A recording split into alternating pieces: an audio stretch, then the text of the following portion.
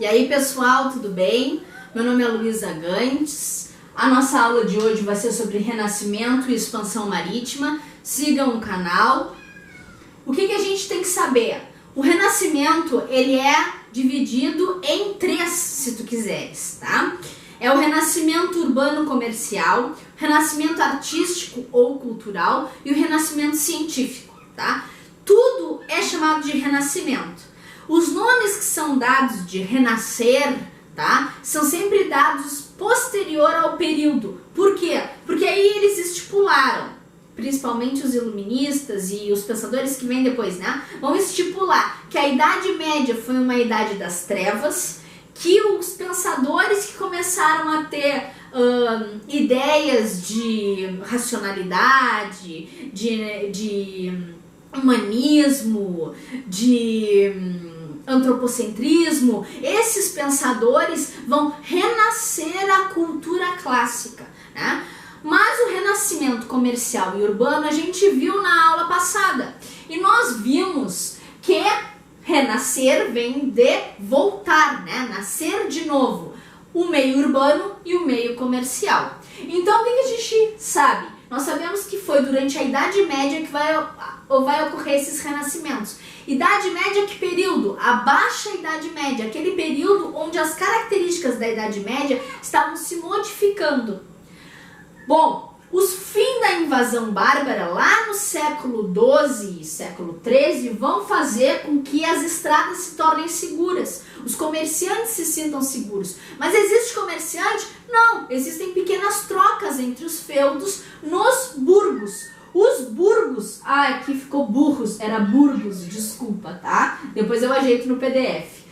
Os burgos vão ser pequenas feiras, tá? E as feiras vão começar esse comércio.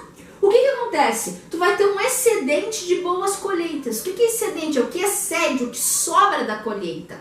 Então esse excedente é que vai ser trocado nos burgos. Os burgos vão crescer, vão começar a fazer comércio maior de lugares mais longe.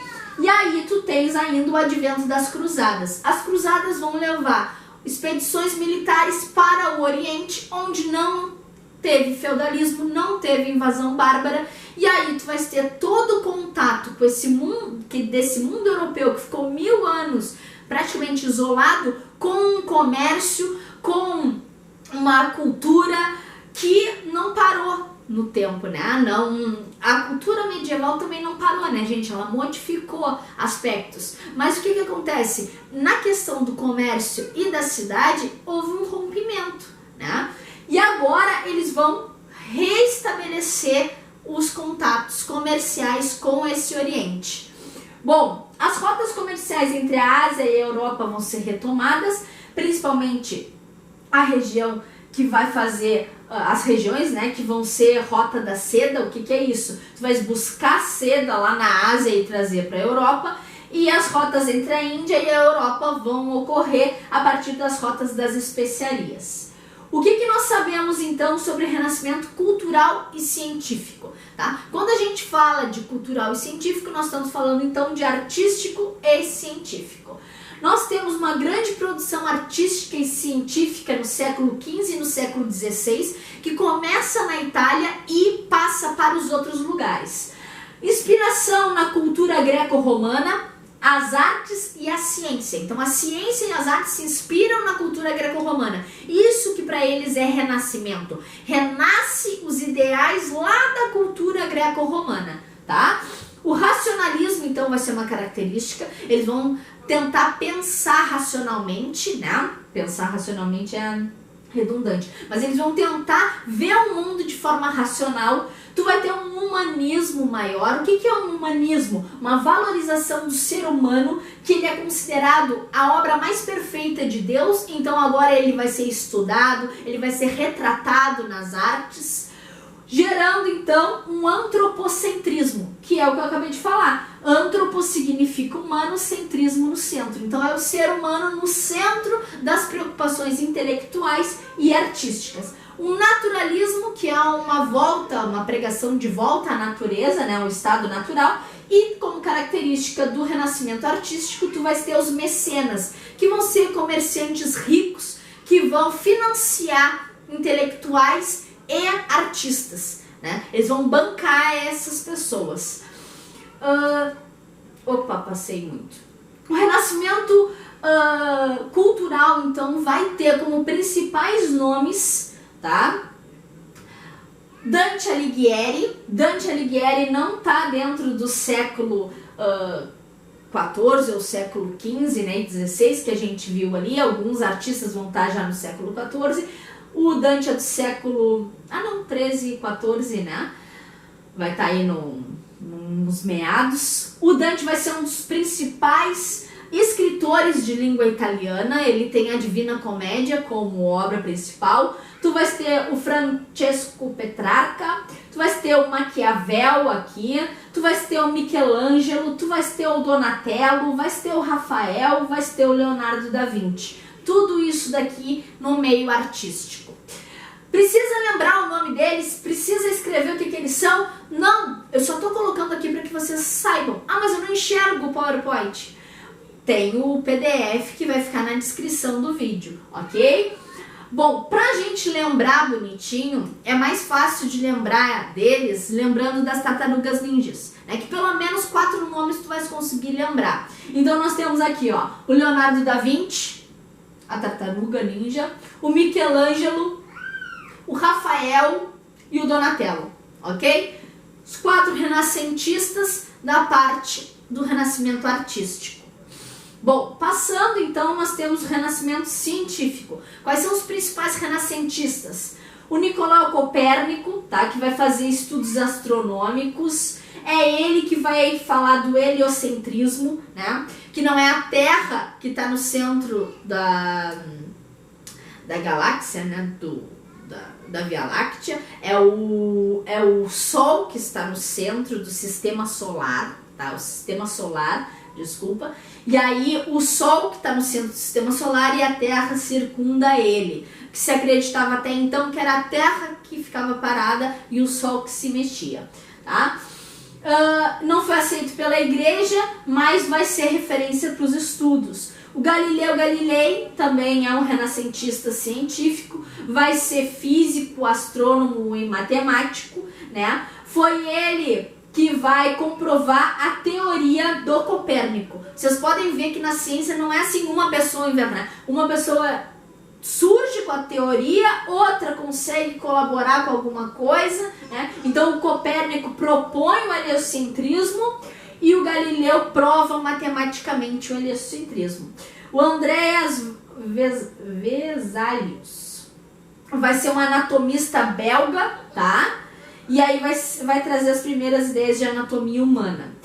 Nós temos também o Leonardo da Vinci. Mas ele já apareceu lá. O Leonardo da Vinci vai ser expoente no Renascimento artístico e expoente no Renascimento científico, tá? Ele vai ser conhecido pelas pinturas, principalmente pela Mona Lisa, que é conhecida pelo quê? A Mona Lisa é famosa porque é um dos primeiros quadros que tu tens proporção lá no fundo, ela tem perspectiva, então tu enxerga ela em primeiro plano e tu consegue perceber que o fundo tem vários planos. A perspectiva não era feita nos quadros, é ele que vai desenvolver, tá bem? Ele vai ter importância na área de hidrostática, engenharia e matemática. Acredito até que pela ideia de matemática que ele consiga fazer esses cálculos de proporção, né? Tycho Brahe, astrônomo dinamarquês, que vai continuar o trabalho do Copérnico, tá bem? Miguel Servet e William Harvey, médicos que fizeram importantes estudos sobre circulação do sangue. O Kepler, que foi um importante astrônomo e matemático alemão, vai fazer estudos sobre a gravitação e as leis fundamentais da mecânica celeste. Tá? Todos esses daqui são do período renascentista, logo após aquele fim da Idade Média, né? Mas o Renascimento não está dentro da Idade Média? Tá na Baixa Idade Média, tá naquele finalzinho, ok? O Renascimento comercial, então, vai gerar a busca por novos mercados. Por que a busca por novos mercados?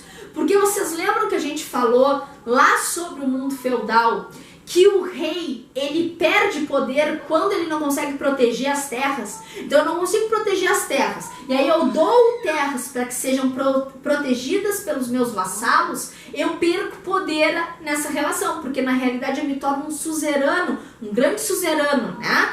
E os vassalos vão ter poder sobre aquela terra, com fidelidade militar a mim. Só que quando volta o comércio, eu preciso ter regras que estipulem como é que vai ser esse comércio. Eu preciso saber como é que vai ser a troca de moedas. Vamos supor que num burgo lá tu tens moedas que são, sei eu, meu nome é Luísa, o burgo é meu, as moedas são Luisettes, tá? E aí eu tenho em outro lugar uma moeda lá que eu sei eu, é Stalettes, né? Como é que eu faço esse comércio? Então eu preciso de alguém que sirva de autoridade para regrar essas relações. Então quando o comércio ressurge, ele dá uma nova função ao rei. O rei tinha a função de proteger terras que ele não conseguia. Então ele era enfraquecido. Agora ele tem uma nova função: regrar o comércio, organizar as rotas, proteger as rotas, né? Então o comércio dá força ao rei, que vai ficar cada vez mais forte, com um maior acúmulo de riquezas a partir do comércio e uma maior expansão desse comércio pela Europa,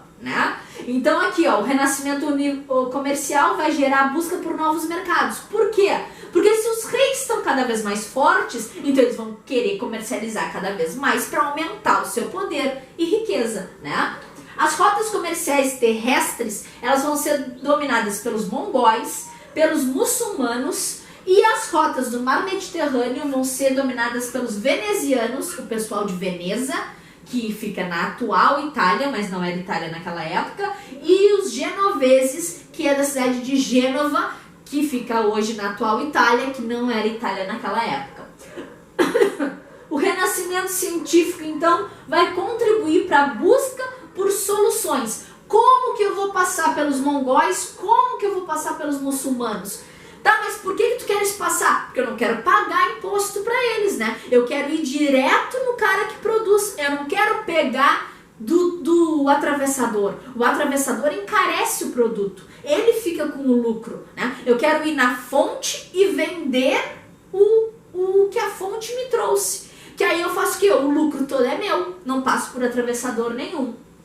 Então aqui, ó, nós temos as rotas comerciais do século XV, ó. A rota da seda e da porcelana vindo da China, passando pelo Império Mongol, chegando em Constantinopla aqui e entrando ou pelo Mar Mediterrâneo ou por essa areazinha aqui até Gênova e Veneza, e aí passando para a Europa toda, tá bem? Os tapetes vindo dessa parte do Oriente Médio aqui, atravessando até os portos do Mar Mediterrâneo, levados pelos genoveses e venezianos. Os perfumes dessa região do Oriente Médio indo também para os portos do Mediterrâneo, passando pelos genoveses e venezianos para comercializar com toda a Europa. Marfim, ouro e pimenta malagueta, escravos da África, sendo enviados para a Europa.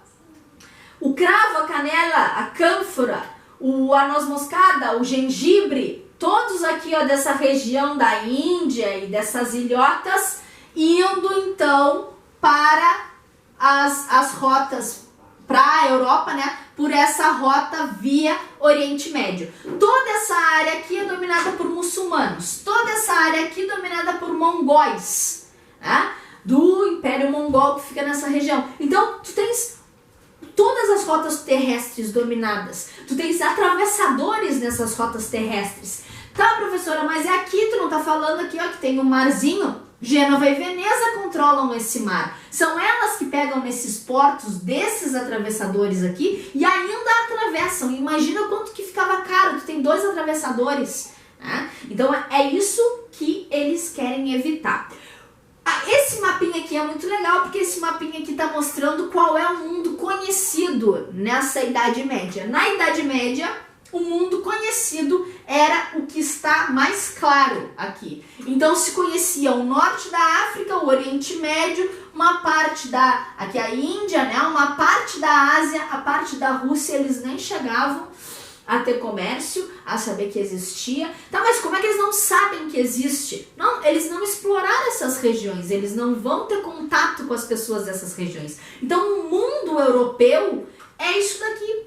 Existe para eles a Europa e existe essa parte da Ásia, onde tu tens as rotas comerciais. Tu sabe que existe por quê? Porque tu tá fazendo comércio com elas. Tu sabe que existe esse norte da África por quê? Porque tu tá fazendo comércio com elas. Se tu parar pra pensar, toda essa área aqui, ó, é dominada por outros povos. Ó, e eles ficam só nessa regiãozinha. Feito? Qual é a proposta, então, dos reis, principalmente de Portugal e de Espanha, que são aqui, ó, da Península Ibérica, dessa partezinha aqui da Europa, e que estão sempre tendo que pagar os produtos muito caros, não conseguindo chegar aos fornecedores na Índia e na China, porque eles sempre têm atravessadores à volta deles. Eles têm os genoveses e os venezianos aqui antes deles, eles têm os muçulmanos aqui, e é inviável cruzar tudo isso para chegar até as Índias e a China. Então o que tu vais fazer? Se as rotas terrestres estão dominadas, eu vou ter outra solução, né? Esse é o racionalismo que essa época da Baixa Idade Média com o Renascimento está provocando, né? Então o renascimento comercial e urbano e o renascimento científico e o cultural estão trazendo assim, não, mas Deus te deu a capacidade de pensar. Eles não são anti-Deus. Eles estão dizendo, Deus te deu a capacidade de pensar. Então pensa como é que tu vai resolver o teu problema. E aí nós temos aqui, ó, a proposta portuguesa. Fazer a volta na África e chegar às Índias. Essa é a proposta portuguesa. Óbvio que se eles só conheciam isso daqui da África, eles achavam que eles iam fazer essa voltinha, né? Mas circundar a costa ainda é circundar a costa. Se tu achou que tu ia fazer isso daqui e não é isso, é maior, tu vai fazer o caminho maior, né? E essa daqui é a proposta espanhola. A proposta espanhola é tu fazeres a volta no mundo, só que a Espanha dá ali de cara com as Américas, tá? Ó, a propostinha era, caso não tivesse as Américas, tu fazer essa linha verde que tá aparecendo aqui, ó. A Terra é redonda, né? Então tu faria aqui, ó, se não tivesse a Terra, as Américas ali, e aí tu faria isso, chegaria nas Índias, tá? Chegando nas Índias, tu chega na China aqui tranquilinho, tá? Bom, essa proposta aqui foi feita, principalmente a espanhola, né? Foi feita a partir de dois aspectos que a gente tem que lembrar. Um aspecto de que tu estás falando do heliocentrismo, tu estás trazendo teorias que são gregas, teorias que estás renascendo, né? Revisitando pensadores gregos, e aí tu vais trabalhar com a ideia de que a Terra é redonda, que se a Terra for redonda, dá para fazer a volta nela, né? Tu não vais cair no abismo, né? Tu vai fazer a volta nela. E aí o que acontece? Nós temos aí uma parte de racionalismo, mas nós temos também aqueles mapas vikings das invasões de que teria terra para esse lado. Tu não ia ficar navegando num mar sem fim, tu iria encontrar terras onde tu poderia te abastecer. Essa era a ideia do Cristóvão Colombo, tá? Cristóvão Colombo era um genovês, tá? Que estava vendendo a sua proposta de fazer essa volta ao mundo aos reis. Ele tentou com o rei português que não aceitou, mas a rainha de Castela, que nessa época a Espanha era dividida na casa de Leão e de Castela, que tinham se casado, mas ainda existia a rainha de Castela, e a rainha de Castela vai financiar o Cristóvão Colombo. Cristóvão Colombo vai chegar aqui na região do Caribe, tá? Nas Antilhas, e aí depois vai ter toda a colonização que a gente vê, que a gente conhece, né? As consequências, então, da expansão marítima. Então, em 1492, os espanhóis chegam nas Américas, né? Chegando nessa região do litoral caribenho. Em 1500, os portugueses vão chegar no litoral do Brasil, se perdendo nessa região aqui, se perdem aqui, tem um marasmo, não tem vento nenhum e a corrente leva eles para cá, né? A gente sabe que tudo isso é mentira, tu sabes que tem terra desse lado, tá? Se não os vikings aqui, nós temos relatos do Marco Polo, que viveu um tempo na China, tá bem? E também viveu um tempo no Império Mongol, e que esse tempo que ele vai passar no Império Mongol, ele vai ter relatos de mapas chineses, tá? Que vão propor que um imperador chinês fazia expedições por aqui, ó. E aí ele sabia que existia terras desse lado. Então essa ideia de que foi descoberto é balela. Não foi descoberto coisa nenhuma. Se sabia que tinha terras para esse lado, não se sabia que era uma quantidade de terras tão grande. Se acreditava que fossem ilhas. Os próprios vikings, quando faziam comércio aqui, ou quando vinham se abastecer, não sabiam que era um continente tão grande, uma vastidão de terra tão grande, né? Nós sabemos hoje que tu não consegues passar, tu só consegues fazer a volta assim. Existe o canal do Panamá aqui nessa região. O canal do Panamá precisa de um dique para igualar o nível dos dois oceanos, então não era fácil nessa época, né? Tu não vais ter nenhuma interligação assim, tu vai ter que fazer toda a volta se tu quisesse atravessar, ok? Mas que existia terra desse lado, se sabia que existia. Se acreditava que eram ilhotas, que nem essa região aqui que já era conhecida, pelo menos pela parte asiática, né? A expansão marítima, então, vai ter como consequência a invasão e a colonização desse território onde eles chegaram, a exploração, escravização e genocídio da população autóctone. O que é autóctone? Do lugar, né? A população indígena que estava nesse lugar vai ser massacrada por quem chegou, invadiu, roubou, se dizendo merecedor daquilo dali, né? Então é isso que nós temos de expansão marítima. Espero que tenham gostado. Curtam o canal, aproveitem para estudar. Um beijão e era isso.